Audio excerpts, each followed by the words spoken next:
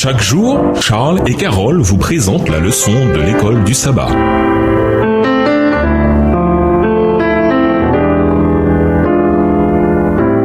Bienvenue dans votre émission Dieu nous parle. Nous voilà à la leçon de mercredi. Ananias et Saphira. La mise en commun des biens de l'Église primitive n'était pas obligatoire, c'est-à-dire qu'il y avait plusieurs exemples de générosité volontaire qui inspiraient toute la communauté. Par exemple, Barnabé, acte 4, versets 36 et 37, qui allait jouer un rôle important plus tard dans le livre.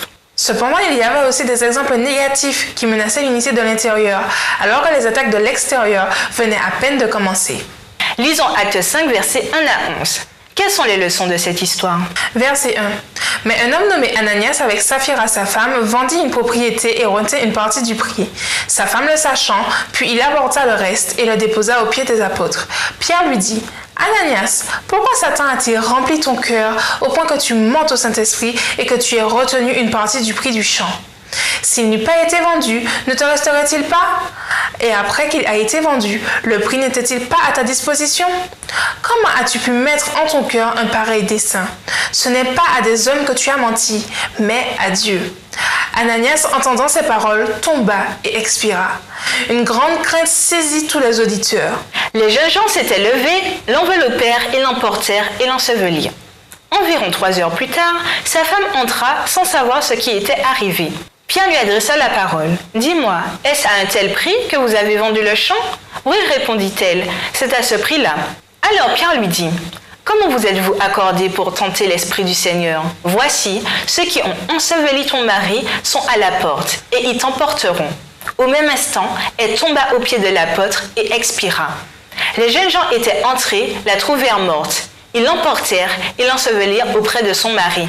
Une grande crainte s'empara de toute l'assemblée et de tous ceux qui apprirent ces choses.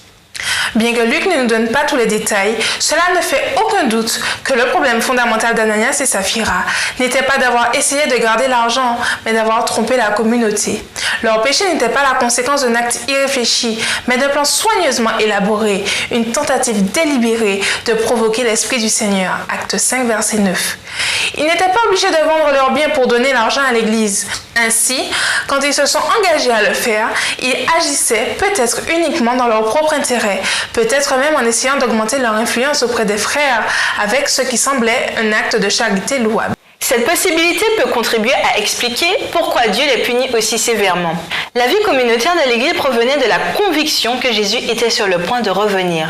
Alors un acte comme celui d'Ananias et Saphira, perpétré si tôt, pouvait discréditer l'importance de la loyauté envers Dieu et avoir une mauvaise influence parmi les croyants.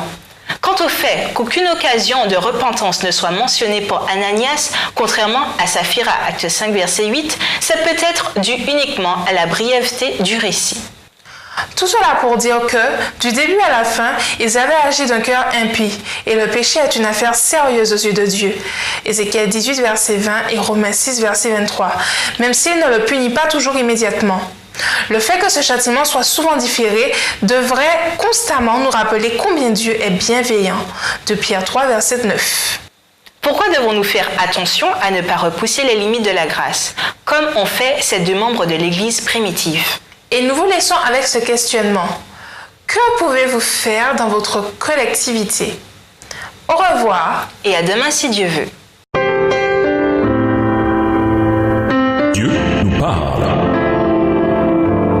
Chaque jour, Charles et Carole vous présentent la leçon de l'école du sabbat.